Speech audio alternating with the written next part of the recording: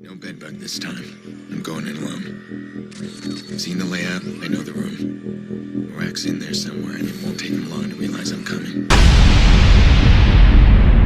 He knows what I'm after now. This time I leave with everything. Welcome to the third episode of Watch Dogs Explained by a Kid. And right off the bat, the first mission is the start of something I'll call the Pawnee era, which almost plays out for the entire act. Let's begin.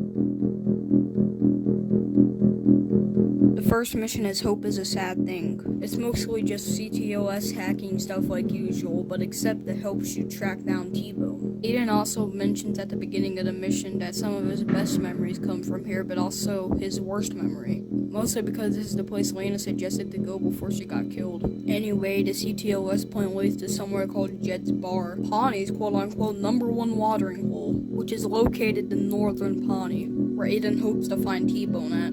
So that's where you're headed. After you get there, you can sit down with a man who supposedly knows something about T-Bone. You sit down with the person, you take a couple drinks, and you have to do this kind of fun mini-game where you have to click the buttons in order to do simple tasks. Then you tell him what you're here for, and then the guy throws you out of the fucking window, revealing that, yep, this is T-Bone himself. As Aiden and T-Bone duke it out for a while, T-Bone gets the upper hand and tases Aiden, which gets Aiden in an unconscious state.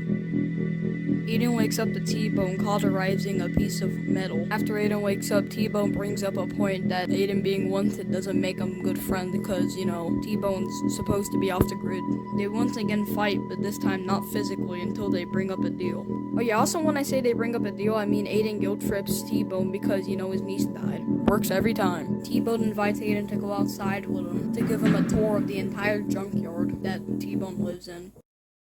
Yes, he lives in a junkyard. Anyway, he shows you around, yada yada, the whole world works. And he tasks you with getting his taco truck back. Next mission is a Pit of Paranoia. I'm just gonna animate this mission because, no cutscenes. After Aiden takes back T-Bone's truck and shows he is trustworthy, T-Bone gives him a mission to delete him from the CTOS. For that, Aiden has to infiltrate Bloom HQ. T-Bone says that he can get into Bloom security chiefs by tailing a helicopter. Aiden tracks the helicopter and finds the helicopter hovering over the Pawnee trailer park. Aiden hacks the cameras and profiles the two security chiefs. Aiden takes them down, steals their security clearance, and escapes as the mission ends. And after that, the mission ends. Obviously, you dumb bitch. Next mission is Unstoppable Force, which is also just a criminal convoy mission, so, skip. Next mission is The Future is in Bloom, which is yet another skippable mission, but there is a few interesting things I want to say about it. Oh yeah, and by that, I also mean just summarize the mission, because I want this video to be longer. The mission is about breaking into Bloom's network, and obviously Aiden can do that after he's weakened their reinforcements. So how he does it? He infiltrates the building, and supposedly does it unseen, depends on how the player does it, and uploads the virus through the cameras. You eventually hack into one of those server rooms that you usually see, but you can also hack into a meeting that Damien is in. And then Damien, starts tracking down Raymond, and then Aiden has to leave the area because Bloom found out that he was in there. Also, I'm pretty sure this is the mission that provided my Act 1 thumbnail. This is me after doing that voice recording, and I've been having a mental breakdown for the past 1 hour and 45 minutes because there's been a spider at the top of my roof. It's the closest I've gotten to it. Next mission is for the portfolio. Since you feel getting T-boned off the grid of Bloom, there's now big boy shootout. Bloom Militia versus some hacker and some person that invented file encryption. Fight! I wish I could actually show the fight, but instead I'm just gonna have to describe it. Basically, whole lot of cool ass traps that you can trigger, which shows that T-Bone is a true engineer. And also it features bombs, and it features a person with STD trying to kill you. I mean, what's not to love about it? It shows STD empowerment. I mean, not like that people with the STDs can, you know what I mean. Then T-Bone ends up having to destroy the junkyard, letting Aiden do the honors, but before he does it, requests to let him have his portfolio. That's the name of the mission, my guy! And the click of an epic button, marks the end of the Pawnee era. Aiden and T-Bone arrive to the bunker. They have a conversation about the files until Clara walks in asking Aiden what's happened. Then T-Bone has just the answer for her. Corporate espionage, crooked cops, big explosions, honey. T-Bone and Clara greet each other as T-Bone kisses Clara's hand.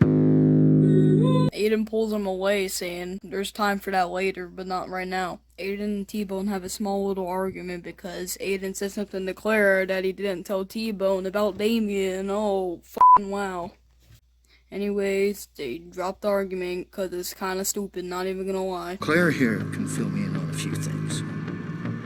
Honestly, Clara's looking at the camera with the You already know. look. Anyway, Aiden leaves to go do By Any Means Necessary. Next mission is By Any Means Necessary, which is the final mission of Act 3 and the final mission of the Black Viceroy era. Oh my fucking god. I didn't even make an error for that, and I'm already saying oh my fucking god. Anyway, since it's a main story Black Viceroy mission, it obviously takes place in Rossi Fremont. So basically, since the bedbug's in there and you follow them around with cameras, you know the entire layout of the place. There shouldn't be a problem, right? Well, kinda. Because you have to go through a huge-ass shootout, but that's a good thing because you have Jordy as a sniper. And there's also two... Anyways, you head into the server room and then actually finish downloading the stuff. Well, Claire says it's a pretty big download. I'm pretty sure it's only like 300 megabytes at the most. As soon as Aiden finishes uploading it, Claire tells him to exit. So he does attempt to exit the building, but Iraq comes around the corner with a gun. Aiden and Iraq have a bit of an Irish standoff for a minute until one of Iraq's backup gunmen tries to jump Aiden. Iraq attempts to run away, but Aiden quickly subdues the gunman, waiting Iraq to explode the wall to escape. You go outside to finally finish this, but yet another enforcer comes out, meaning you have to kill that along with Iraq. And with that, this is finished. Wait, where the hell is Jordy? This is what you found inside the Thanksgiving turkey. Happy Thanksgiving.